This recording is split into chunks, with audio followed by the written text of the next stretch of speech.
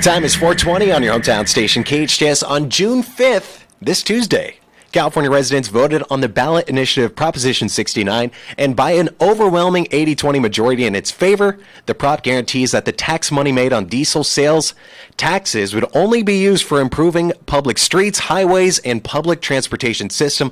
A win for infrastructure, a win for roads, and by proxy, a win for Victor Lindenheim, who is executive director at the Golden State Gateway Coalition. He joins me in studio. Victor, how are you feeling? How are you doing? Doing great, Aaron, especially when it's raining money to solve or at least relieve us of some of our traffic problems. What do you mean it's raining money? Well, one of the things that happened, I'll get to Prop 69 in a minute. Okay. But the money that it's protecting is the money that's going to transportation. Prop 69, in summary, essentially says that monies that are derived from transportation taxes, gas taxes, Right, and the like, can only be spent for transportation improvement purposes. Which makes sense to me. Absolutely.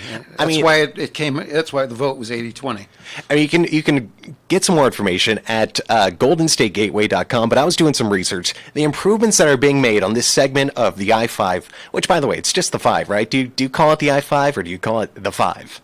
Whatever it is. The improvements being made on this segment, used by more than 1 million vehicles a week. The pavement that's currently in use, over 50 years old, no longer adequate for current and future traffic loads. And for whatever reason, though, a couple people seem to be opposed to the initiative. I have a hard time figuring that out, what that could possibly be. But what are some of the arguments for those that oppose this initiative? Well, I want to clarify the project that's going on right now on the Interstate 5, I guess that's what I call it. Yeah, right. Is a pavement rehabilitation project. It's being financed by state funds. Okay.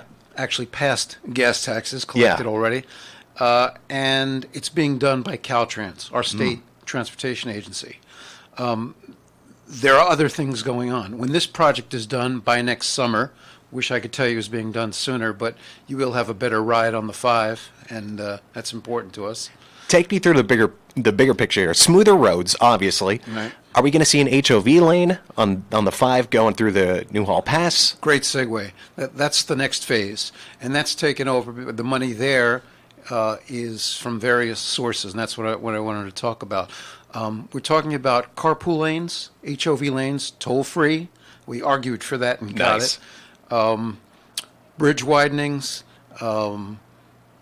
sound walls, auxiliary lanes, truck lanes. Necessary. Yeah. All necessary improvements, right? Absolutely. And everyone agrees on that, but you get into the politics. Everyone course. agrees that we need to improve our roads. We need to make sure they're maintained and need to expand them where possible. The problem is, how do we pay for it? So the gas tax is somewhat controversial. But that aside, I'll tell you what we've already gotten. Please in do. terms of funding for this about $540 million project. That is the carpool lanes, et cetera, that we just described. $240 million was committed to the project from Measure M. That's the second half-cent sales tax in the county. $247 million was committed last week, anticipated from the current gas tax. That's so controversial.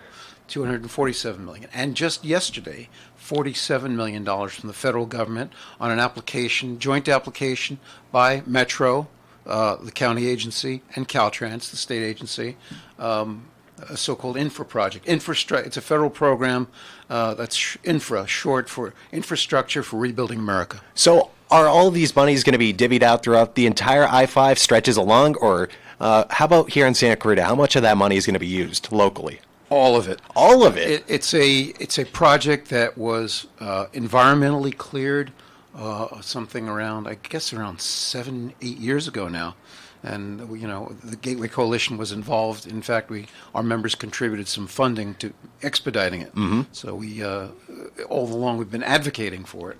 How does the coalition come about?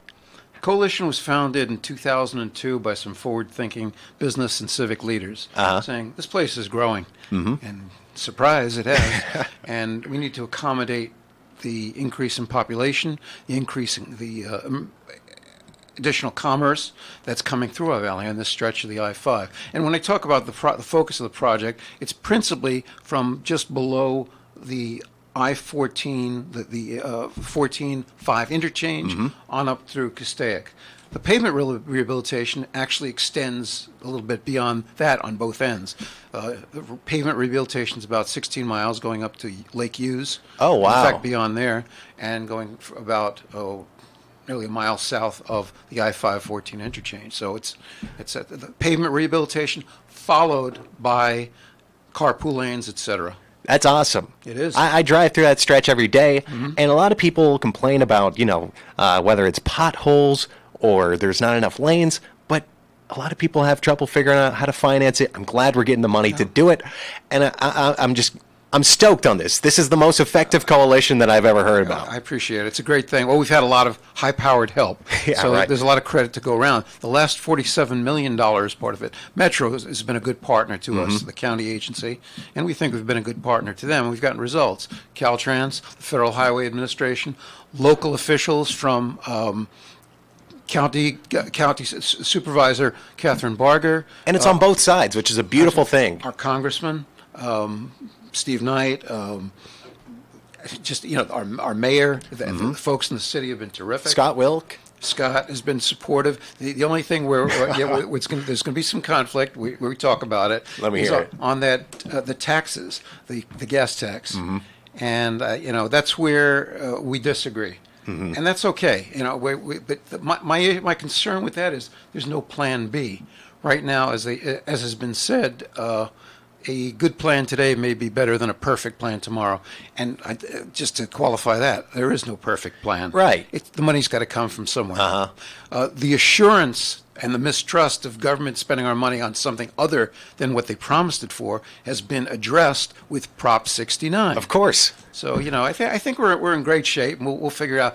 Interesting to see what happens in November. Yeah, definitely. To learn more about the I-5 enhancement projects and to keep up with all the latest developments, go to goldenstategateway.com. He's Victor Lindenheim, Executive Director. Thank you for coming in, and I'm sure we'll be seeing each other. .org. .org. Yeah, and also look at the Caltrans and LA Metro websites. Yeah, of course. You can check that out at my5la.com. And, of course, goldenstategateway.org. Thank you for coming in, Victor. Thank you, And Aaron. I'll see you in the future. All right. All right, time for